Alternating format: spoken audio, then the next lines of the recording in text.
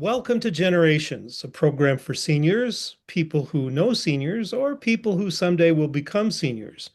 I'm David Lopaco, and I'll be our host for this edition of Generations. And today's episode is very special for one main reason, and that is because it is our very last show.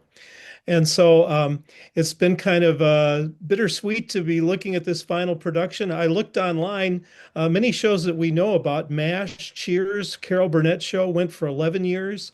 Murder, She Wrote went for 12 years. Lassie, if you're old enough to remember that program, went for 19 years, but Generations beats them all with 21 years and 252 episodes. So that's pretty amazing. And when I introduce our co-host today, I'd like them to talk a little bit about one of their favorite episodes that we've done in the past, and there's certainly a lot of nominations for that.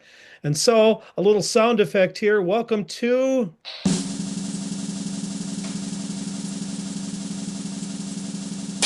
our final episode of Generations. And to lead off, Beverly Crosby.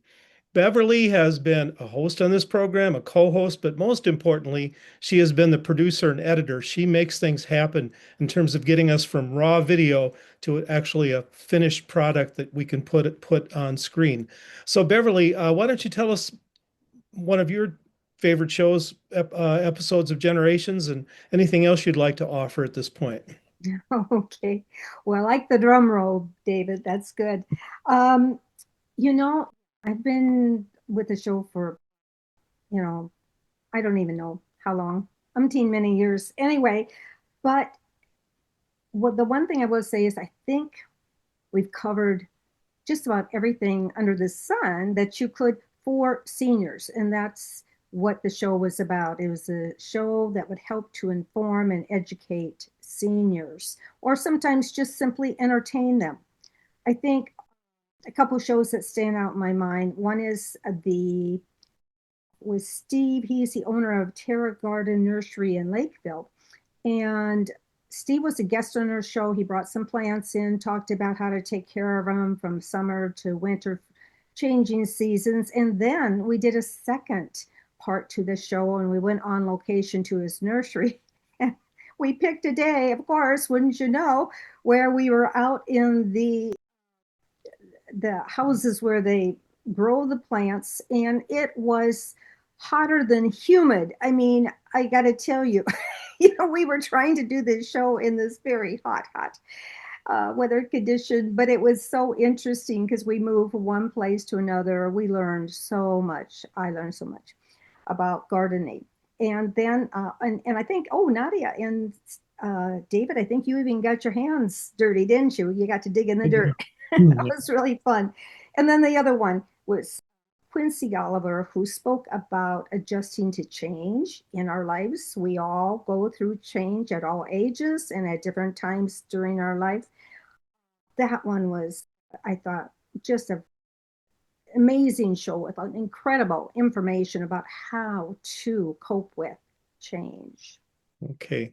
Thank you, Beverly, and a bigger thank you later on for all that you've done for the show. Nadia Giordana, how are you doing? And can you think of a couple episodes of Generations that stayed with you over the years? I'm doing well, and I've enjoyed being a part of the program over the years.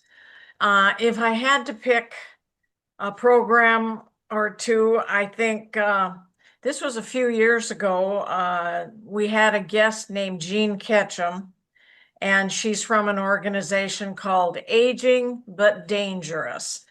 And I follow those ladies on online, their website and their Facebook pages. And so it was a real treat to have her on the show and talking a little bit about that organization. And then I'd have to say other things that I really like when we talk about it on the program, because it's always good, friendly reminders. The programs we have about diet and nutrition, and there were several, but it always made a difference and reminded us to get on track or get back on track and stay on track. Okay, thank you, Nadia. Finally, with all due respect to me and Beverly and Nadia, we have Mike Rosberg, who is essentially the Steve Jobs, the George Washington, the founding father of this program. It was his idea in the first place. It's been his money that has funded access on cable to this program. Mike, tell us a little about a couple of your favorite episodes, and then tell us some of the history of this show, because I know you'd like to share with our viewers how this show came about and what's happened to it over the years. Okay, will do. I would consider myself to be like an organizer, a behind the cameras person over the years, and also the sponsor of some of the expenses. So I did that part too. It all began back in about 2004 or thereabouts. And during that time, the 21 years, we've had four individual people on who were my four high school debate partners, including David. So each came on individually and spoke about his career and what he was doing. And then earlier this year, I believe it was, we had all three of the my fellow debaters and Dave's fellow debaters on with Dave. And it was really nice to just have the four of us together in a room, nearly 60, almost 60 years after we finished fourth in the state in high school debate. So it's been a really nice period of time, almost just over 20 years. Yeah. Well, thank you so much for all of your contributions. Without you, this show really wouldn't exist. Although I think we all have had some part to play, but you've had the pivotal role, because without you, this show simply would not exist. And I think Beverly, you wanted to add to the history a little bit, didn't you? Well, maybe let's go back to Mike if we can, because he was going to talk about the beginning days Hmm. of generations with parks and recreations, and then I'm going to come in when COVID happened and talk about that. Okay. Okay, well, I would say I didn't actually come up with the idea, but I heard the idea when it was first mentioned in the 2000s, early 2000s. I was working some administrative jobs for the city of St. Paul downtown. And at a senior advisory council meeting, one of the gentleman members just raised his hand and said, well, when I was in Duluth, we had a public access television show about senior citizen issues, and could we do that here? And I like the idea. I've always been kind of a television fan, so sure, I took that idea forward, and we began taping shows late in 2004, maybe right about then, 2005. And our original moderators were Dennis Gerhardstein and Bill Johnson. Bill left after about a year, but Dennis, who himself worked in a senior position, stayed on for about 4 years. And at that point, we had four wonderful women who kind of all came to the show about the same time. And I think most of them knew each other. And they were Eileen, Ellie, Karen, and Jean. And I think Jeannie Rogers was primarily the moderator, although I think Eileen also did quite a bit. And they stayed with us for 5, 6, 7 years, and it was some really excellent shows. And then when they left the show, Nadia took over primarily as the moderator. And she did a terrific job after she got used to being on camera. And, she quickly rose to the point where we wanted her to be the moderator, and had a lot of good shows then and excellent co-hosts. And then we were just rolling along doing the show, and then along came COVID. And fortunately, Beverly had the solution to that problem for our show at that time, and let me just hand it over to her. Yeah, COVID was a little bit of a nightmare for everybody, for sure. And Nadia and I put our heads together, thought, how do we keep these shows going? We had invested so much time and energy into them. And so at that time, Zoom was the latest and newest gadget type of software to use. Now, it had a number of uh, little bugs that they had to continue to fix on the way we go to open up our software program.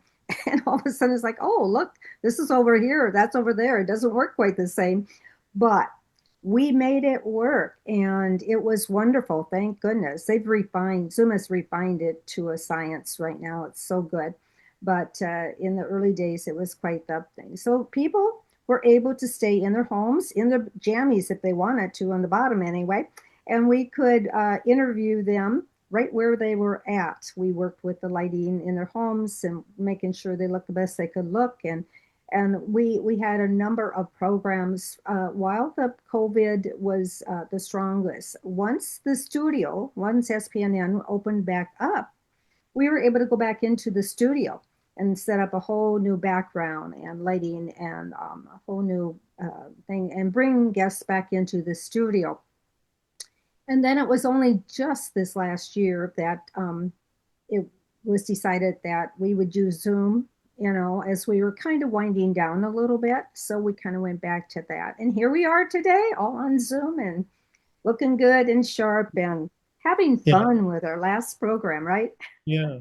And of course, the truth of the matter is, if you've ever tried to do something like this in a studio, especially one that you're sharing with a variety of other groups, every time you want to do a new episode, you got to haul out the furniture, you got to haul out the backdrops, you've got to do lighting checks and sound checks, and it's very complicated. And then you have to drive to and from.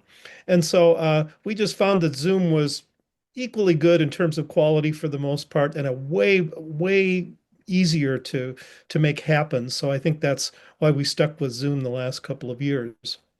Um, Now, we've looked at some of the general themes that we've been pursuing, and one of the big ones has been health issues. And I think that Nadia wanted to talk a little bit about health issues and how they have been discussed on this program. And so, Nadia, I'll send it to you and tell us what you have to offer about that. Yeah, especially for seniors, health is going to be front and center and top of the list for a whole lot of just natural reasons. And of course, we did a number of programs that focused in one form or another about health, both physical health and even mental health issues, and even maintaining your health. But one of the most recent programs was more of a bit of a somber subject matter, but it was hospice and end of life issues. And that was our guest for that episode was Ann McKenna. And that was material that you don't often want to eagerly explore, but it's important and it's valuable. And that was an excellent episode. One of my favorites was, and this would be more along the lines of the health of mental health and family, the blessings of being an elder in a family. And I found that of particular interest. And I think that was the only program we ever did, except maybe one a while back that had to do with Native American culture. But the blessings of being an elder in a family, and that was Karen Lund was our special guest for that episode. And then we had one episode where we covered staying in your home, and that was Nick Felderword. And of course, it's so important for people, if they want to remain healthy mentally and physically, to stay in their home as long as they possibly can. And another one we touched on was home health care, and that was Casey Hunt. And of course, it's so important. Right now, after having surgery, I've got some home health care happening here with me. Some nurses come in for some physical therapy to get me back on my feet, and I'm very grateful to have them coming in here instead of me bundling up and getting in the car and driving across town just to, for an hour of physical therapy or whatever else help and suggestions they made for me. So I think that was one of our more valuable programs also. And the list goes on and on and on, but we've had some really good ones over the years. Yeah. So healthcare has been obviously clearly a topic that seniors would be interested in. And another one obviously would be how we handle our money and take care of those matters. Beverly, I think you wanted to share some things about programs that featured financial issues. Yes. And before I do that, let me just mention this here quickly that we have covered so many topics over the years, and they ranged a lot. Let me just mention a few of them. Mike can mention the long time friendships. Nadia gave an excellent program about genealogy, and we had Roger Barr. He's a well-known St. Paul author, and he did a reading on the show. We talked about the influences that we had as a child, how they've affected us today, how they've made us who we are today. We've had one that I thought was extremely helpful was about computer and phone scams. That's a big problem in today's world, and we had an excellent guest on for that too. But then also, let's talk about the financial aspect. Couple of them that we had was SCORE. That's a local and an international organization. They help people who want to start their own business, who are in their own businesses. But the emphasis that day was about seniors wanting to add a little more income to their pocketbook, how they could do it, how they could start a very small business, and how they could get help and advice and mentorship for doing that. That was an excellent program. Another one was how to downsize your home to a living situation that might be more affordable and for sure less maintenance. And that again was a really good one. And then most recently, we had Teresa from the Wells Fargo Bank. She is a financial advisor. Teresa had just a mountain of good tips and advice, and she answered so many good questions. In fact, I believe that show is probably airing now on Channel 6 and even or maybe it had been airing, and but it's on the websites that David will talk about later on in the show as well. But Teresa just brought us a mountain full of good advice and tips, that things that I hadn't even thought about before. Yeah. Well, besides health, wellness, and finances, there's just a general category you might call activities, or we couldn't put them in either of those boxes. And, I'm thinking of some of those. One that was not particularly unique to seniors or anything, although he's a very fond childhood memory, was when we had Barry Zavan, the peekaboo weatherman, who used to be the Channel 5, locally, the Channel 5 weather person, and I really got a kick out of talking to him. Also, from the health standpoint, there was a woman who had the traumatic brain injury. She slipped on the driveway, and she's been dealing the last 11 years with a traumatic brain injury. I thought that was a memorable one. Some of the ones where we've had communication related issues have been, I think, memorable. My friend Don Braithwaite came on and talked about kin keepers, and that people who are seniors often are the kin keepers who connect families together. I'm having dinner with her at a conference in Denver in a couple of days, actually.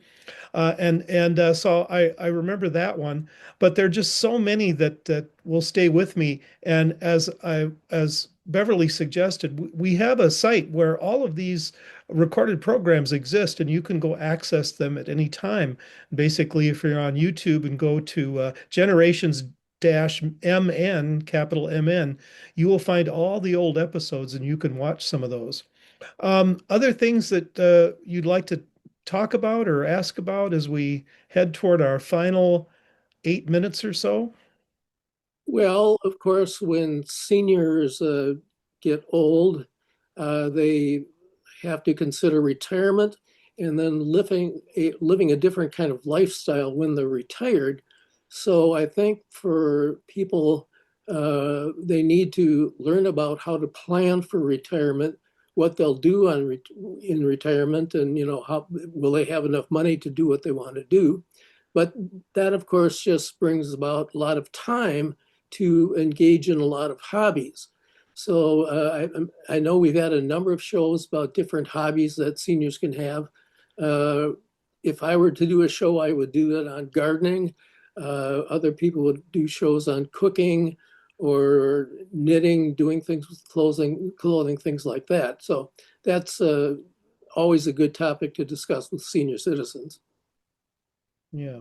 And of course, the people I talk to who are of our age or either approaching retirement or are retired, they tend to fall into two camps. Every once in a while, there's someone who says, whatever you do, don't retire. Your life will become really boring and bland, and you won't have a mission or a purpose and that sort of thing.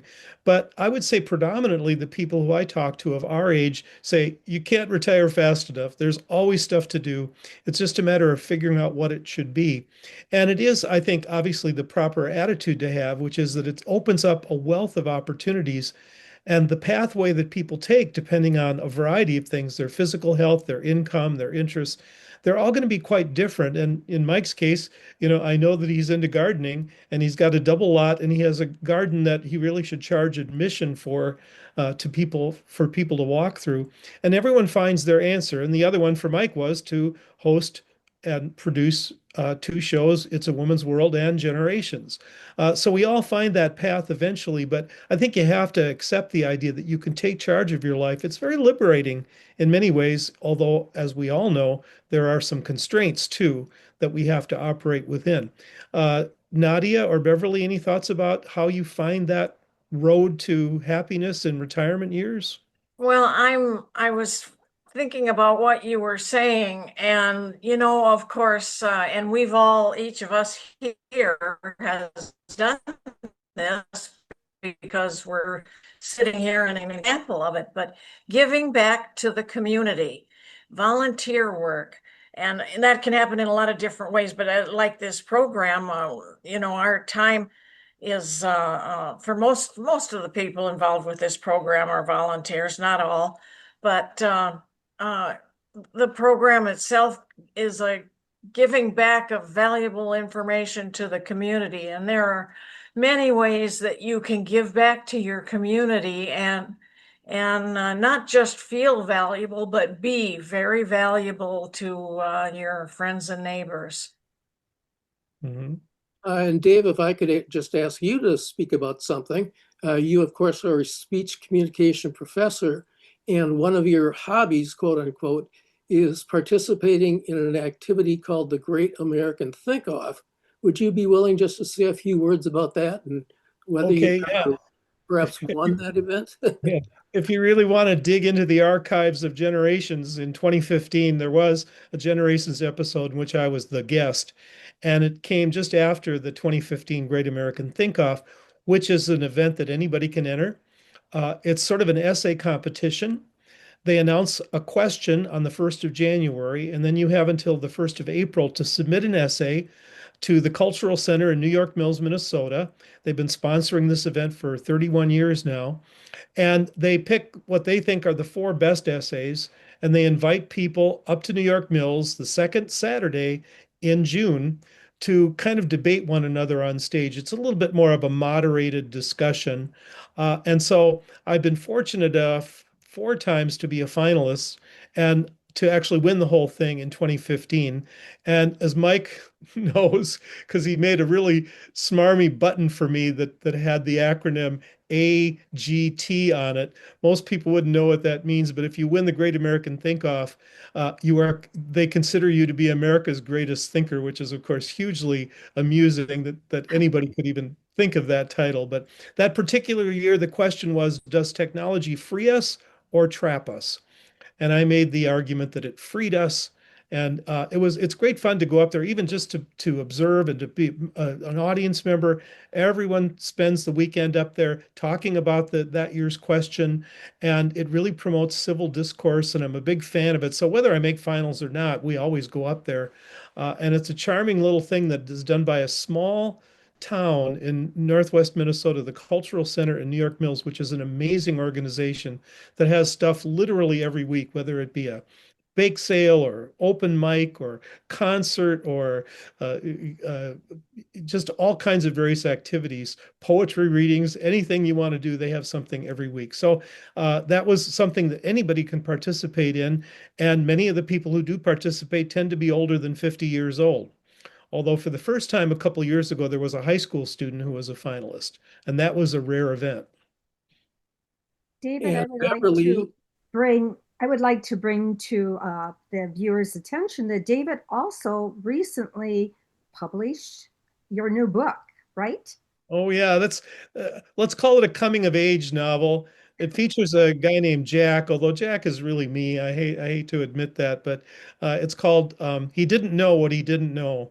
And there were so many things I didn't know when I was growing up. I thought I pretty much knew everything, and then I hit college and was like, dang, I don't know what in the hell I'm doing. And so it's sort of a revealing, very personal book that way. I feel a little bit exposed, but yeah, it's out there in the world now. So I think it's distinctive in the sense that I go straight on with a lot of things. The publisher called it thought-provoking, often funny, sometimes raw, and always real. And I kind of like that description. So thanks for the opportunity to give that shameless plug for the book. He didn't know what he didn't know. and Beverly, you continue to work hard in your life, but what would you say are some of your favorite hobbies? Hobbies? Yeah. You know, one day I woke up and I thought, I, I work, I cook, I work, I clean, I work, I, and Yeah. I realized I let the hobbies out of the picture for a while. So I used to be an avid tennis player and, you know, boating and things like that, you know, outdoor activities I loved, you know, in my younger days. I do like to learn. I continue, and I don't know if you call that a hobby, but it seems like I'm always learning. I enjoy things like that. Yeah, well, whatever it is, unfortunately, we are running out of time. And, it makes you kind of sad to realize we're closing on the 252nd episode of this program. Please go to the YouTube holdings that are out there for all of the previous episodes. You can watch them till you're blue in the face. But on behalf of Beverly, Nadia, Mike, and all of our other people, all of our guests, all of our hosts, all of our co-hosts, and of course, especially for all of you out there, our viewers, thank you for your support and your interest these last 21 years. And with that, a round of applause. And on behalf of all the Generations crew, thank you again for watching another episode of Generations.